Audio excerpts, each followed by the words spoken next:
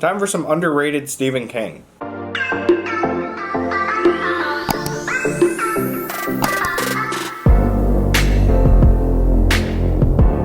Alright guys, welcome back to my channel. I'm Zach with Zacks Books, and today I've got for you my top 5 most underrated Stephen King books.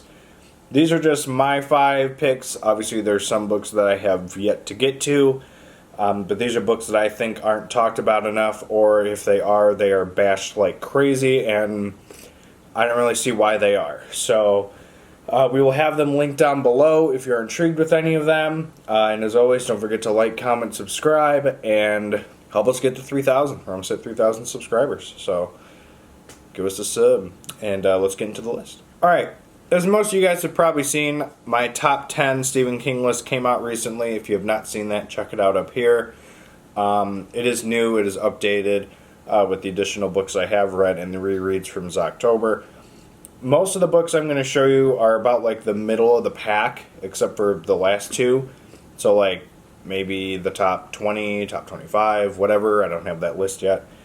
But I'm going to start it off with a book that I read 2 years ago, and that is From a Buick 8.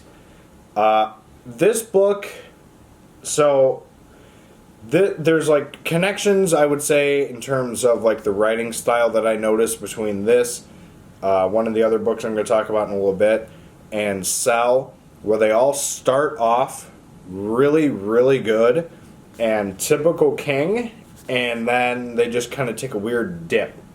For Cell, it worked 0% for me. It really did not work. It's in my least favorite King books now, and it was bad. With this one, it was kind of in between. I didn't hate it, and I didn't enjoy it the best, but it's kind of middle of the road. And I feel like a lot of people really bashed this book because this was around the time he had his accident thing happen, where he kind of had the trilogy of bad books between Dreamcatcher, Cell, and I think Buick 8 are what people list are like the bad trilogy of like back-to-back-to-back books besides The Dark Tower, the last 3. But a lot of people bash this book, and I think it's not that bad. Basically, this is about a police force that find a Buick 8 that's like abandoned by this weird, mysterious person, and like all of a sudden, like mysterious things kind of start popping out of it, and you find out it's like told in 2 time periods. You got one of the troop, I think it's Troop D. Troop D is the police force, and like one of the main people's sons is on the force in the future, and like he uncovers the Buick. A lot of weird things happen in this book. It's very, I wouldn't label it science fiction-y, but it's very out there. But I really enjoyed it. I ultimately think I gave it 4 stars, maybe 3.5, but it's definitely worth a look. I don't know why it's not talked about as much. So there you have From a Buick 8. All right. The next one is my Bachman pick. I will say that a lot of the Bachmans don't get talked about as much. I will say that if I had to pick my favorite one, it's probably between Thinner and The Long Walk. But those 2 get talked about enough, I would say. And The Running Man, I just really didn't enjoy that story as much. The Regulators, is in my bottom 5. I think one that's actually better than people think it is Roadwork.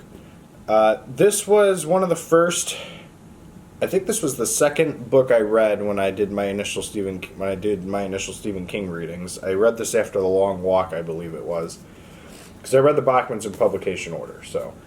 But this book is about a guy named Barton Dawes who, in his town, is getting like demolished so they can build like this mega highway. But he was like born in the house he grew up in. And he lives there now. He's going through like a separation or a divorce. And it's a really weird story. And I actually really enjoyed it. Ultimately, this is probably my 3rd favorite Bachman book. 3rd or 4th. I'd probably say it's my 3rd. Behind Thinner and The Long Walk. But it's not talked about as much. This guy kind of like stands up for not wanting to move. They're basically evicting the town, and everyone's like, oh, it's fine, we'll just live somewhere else. And this guy's like, no, I want to stay here. And he's got like this giant, the climax of the story is, in my opinion, really great. I don't know. There are parts I would say where it drags, but not drags enough to where it's like, I don't like this book. So I don't know why it's not talked about as much, but I would say Roadwork is pretty solid. Initially, I gave it 3 stars, but after kind of pondering it for about 2 years, I would say it's kind of closer to a 4. So there you have Roadwork. All right, this next one I would say is more or less borderline, not talked about as much versus talked about often. Kind of depends on the person, but I don't really hear a lot of people talk about this one, and that's Cujo, a story about a killer Saint Bernard. If I were to make a top 15 or top 20, this would probably fall in it with Misery, The Long Walk. Now that The Long Walk's out of the top 10. Sorry, people who really enjoyed that. The Stand. I've got books that I could probably come up with a top 15, top 20. Maybe. Let me know if you want to see a top 20. Besides the 10 I've already done. Let me know in the comments. But Cujo, I gave this, I think it was 4.5 stars. I think. I don't remember. It's been a little while since I read it. I actually did this as a reading vlog last year. It is a reading vlog. So if you want to check that out up here. But this book was pretty solid. I really did enjoy it, and I ultimately think it was a 4.5 star. The book and movie differ a lot in terms of the ending. King's ending, I will say, is a little bit more sad. But I think it makes the story better in terms of it being a complete story versus the other one. I don't know. This book was really great. If you don't know what this is, it's about a Saint Bernard dog that gets bit by a bat, and he goes rabid and he starts killing people. This giant Saint Bernard, and it's really cool. It's a great story. There's an affair going on, and the woman.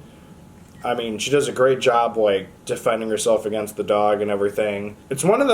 I would say it's probably one of the better female characters that King has written about, because she kind of, if you exclude the whole, she's cheating on her husband thing, she, defends herself pretty well. She defends Thad pretty well. Or is it Tad? I think it's Tad. But she defends them pretty well, and I think it's pretty cool. Ultimately, a really solid book. I don't know, this is probably 5-star material. Another book I got to reread in the future. But I would say it's probably 4 or 4.5 stars, just like the other 2 have been so far. So, there you have Cujo. Alright, the next one is one that I know a lot of people really differ on me with, or people have not read it and they're kind of taking me up on reading the book now. Again, it's based off of just personal opinion. If you don't like the book, this isn't going to hit for everybody. But I think this book is actually a very solid book. I actually think it got out of my top 10, or it was number 10. I don't remember. But Dreamcatcher. This book, a lot of people bash the heck out of it. A lot of people hate it. This is one of the other books where I mentioned, just like with Buick, where it kind of makes a weird turn at some point. In this one, it makes a turn towards science fiction with aliens and stuff like that. The first part of the story, you're introduced to these 4 friends, and they're from Derry. There's a Pennywise reference in this book. I think this is the infamous Pennywise Lives or whatever. This book was just really good. I enjoyed it. To me, somebody asked in one of my previous videos, Dreamcatcher, is this a good book to start with King? I would say no, just because I feel like you need to get a taste of his build up of friendship between people. Before I ended up actually reading this, I read The Body and It, which are both really good stories for friendship building and stuff like that. I would read those first, and that might turn you onto this book a little better. I don't know if I've figured out a formula to make you like Dreamcatcher or not, because I haven't even read Tommyknockers, and this book and Tommyknockers have got aliens involved, and I didn't read that, and I actually liked this book. I gave it 5 stars. So I don't know. I would definitely read those other 2 books first. Maybe you don't have to dip into it, but The Body, it's a shorter version of friendship stuff. But it was a very solid book, and everybody hates it. 80% of the King people put this in their bottom King books. And I don't know why. It's a really good book. So there you have Dreamcatcher. All right, I would say for this next one, it's in my top 5 Stephen King books of all time. It is, I think it's top 5. I don't remember. It's in my top 10. I know that much, and it is highly rated. And nobody else really seems to talk about this book. And that is Christine. The book about the greatest looking vehicle I've ever seen. A 58 Plymouth Fury in red. This book is great. It's got another great storyline of friendship between Dennis and, I always forget, and Arnie. Arnie's the main antagonist in this story. But you're following the book in mainly Dennis's point of view. The middle chapter, it goes from like first person to third person to first person.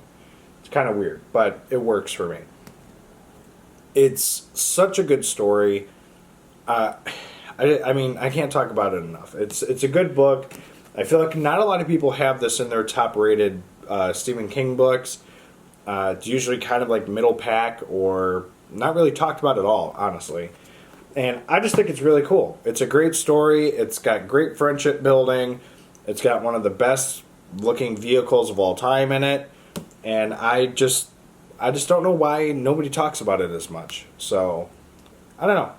Love this book. It's great. You kind of feel bad for in the movie. You don't really feel the friendship as much between them because it's kind of like rushed because it's a movie. In this, you kind of feel more of like that love between best friends that dates all the way back to like kindergarten, middle school, like stuff like that. You know, it's more touchy, I'll say. And I don't know, I just really enjoyed this book. So I don't know why it's not talked about as much. So there you have Christine. Alright guys, like I said, this is my top 5 underrated Stephen King books. And I think that they just are not talked about as much as they should be. Let me know what your underrated Stephen King books are. What are some books that you've read by him that nobody really seems to talk about or everybody like really hates for some reason? Let me know in the comments down below. And what do you think of my list? Also let me know in the comments down below. But yeah, otherwise don't forget to like, comment, subscribe, and we'll see you guys in the next video. Later.